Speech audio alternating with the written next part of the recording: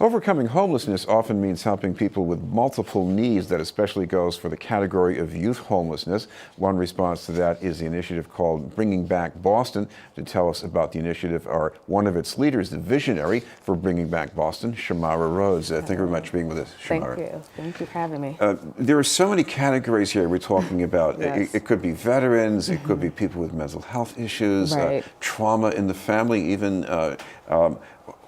where did you get the idea for connecting all these dots?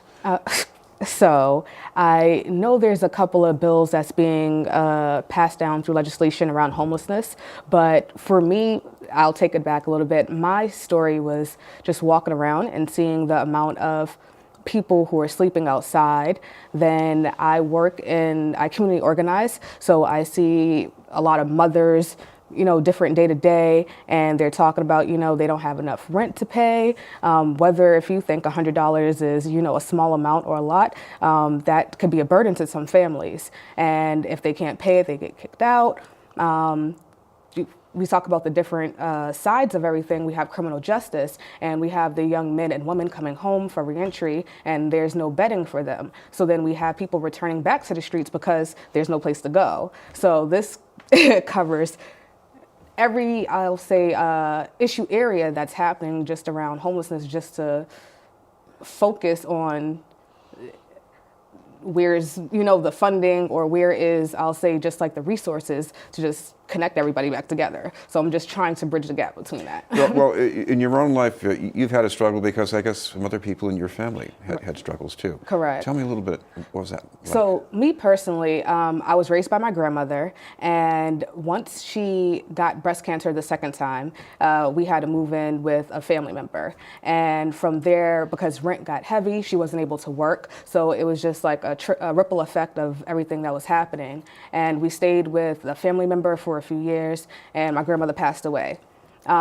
Me personally, coming back from college, I didn't have a place to stay for about a year, and I was just bouncing around at families and friends' house. So I understand, both sides of it. I see the people that's going through it, and then me personally, myself, that's having to find a place.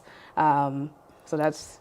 Well, I guess we're not just talking about people engaging in risky behavior here, Right. or even with severe mental illness necessarily, but these are people, some of them are working, going to college. Right. So we do have the college students also as well. I'll say first-time generation students who may not know how to save, or who probably do know how to save, but Boston is a very, very pricey place to stay in right now, or just around the world. Like, homelessness is not just here in Boston. This is happening in other major cities as well. But college students, the tuition to stay on campus is a lot. So then they have to pick and choose, like, okay, I'll go move in with a friend. Then you have like 3 people shacking up in a 1-bedroom, and that may be fine and all, but it's still not enough. People need their personal space, I feel like, and then it's just, I feel like everybody deserves their own space, and there should be a way that housing is affordable, and affordable not meaning $1,000 or whatever the income bracket and how it gets broken down, but affordable should be according to the individual. Rent to own, we need more of that. We need more people just having their own homes instead of paying somebody else. If we're paying companies, like, why not invest in our own local pot? Like, something that's just happening in the own community. This is BNN News, and we're talking with Shamara Rhodes from Bringing Back Boston. You tried to put all this into a nutshell by calling it Bringing Back Boston. What does that mean?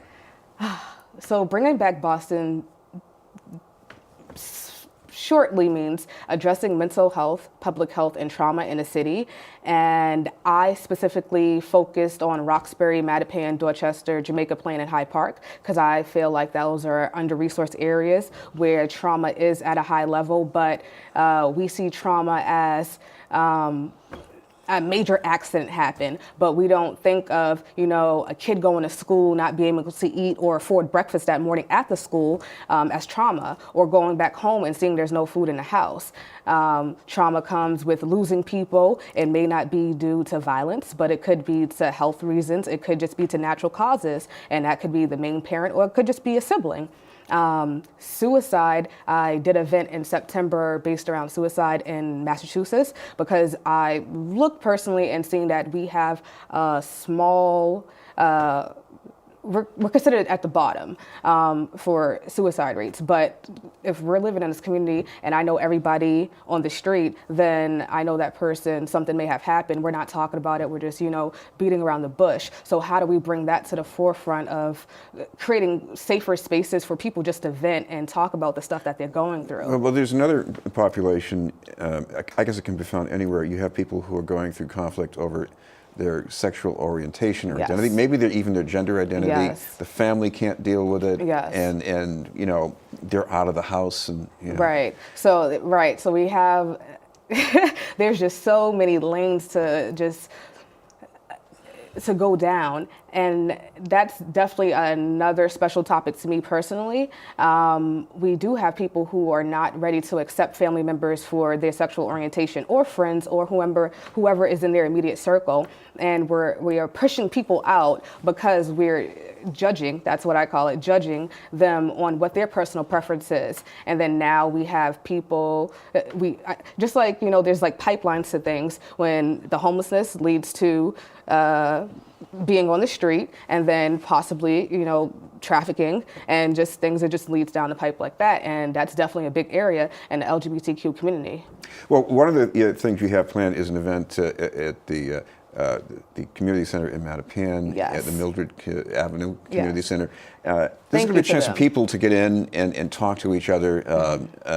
What's that like, just to be able to do that much? I love it. So I personally, actually yesterday, I got to visit the Mildred space. Thank you to Jeff there. He walked me around, showed me just the possible things that we can do with the space. And that's one thing I really love, just going in and meeting face to face. So much email and texting is going on, trying to arrange business. And I feel like something like this with mental health focused or trauma focused, we actually need to say no, set the agenda, and say, this is what I want out of it, because a lot of missing gaps can happen, and I feel like that's been happening in the mental health world. So thank you to Jeff. I have to keep thanking him because he showed me there was a room in the Mildred space that I get to use. This is the first time I'm saying this, that we get to use to bring people to the side, like say if they wanted to cry, say if they just wanted to talk to a provider there, there's that private space they can do that at. And I haven't had that at one of my events before, so if people want to use that, then by all means.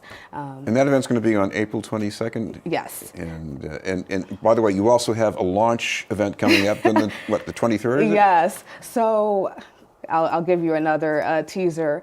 I planned Bringing Back Boston March 2016, but I decided to hold the event last year on my birthday, and it was April 23rd on a Saturday. But I didn't tell anybody it was my birthday because I didn't want it focused on that. And Now I we all wanted know. Okay, great.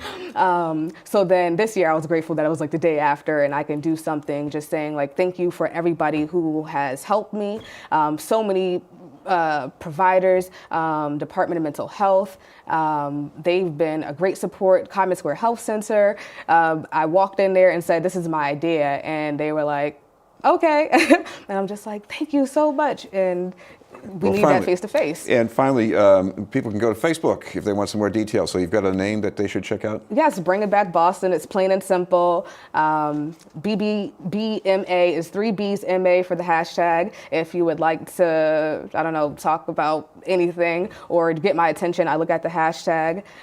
For the homelessness event, the hashtag is Beyond Housing Hopes. And we're just going to talk about like housing issues, housing solutions, whatever it is that you want to put on social media. Thank you very much for being with us. Thank you so much for having me. Shamara Rhodes from Yes. Bringing Back Boston.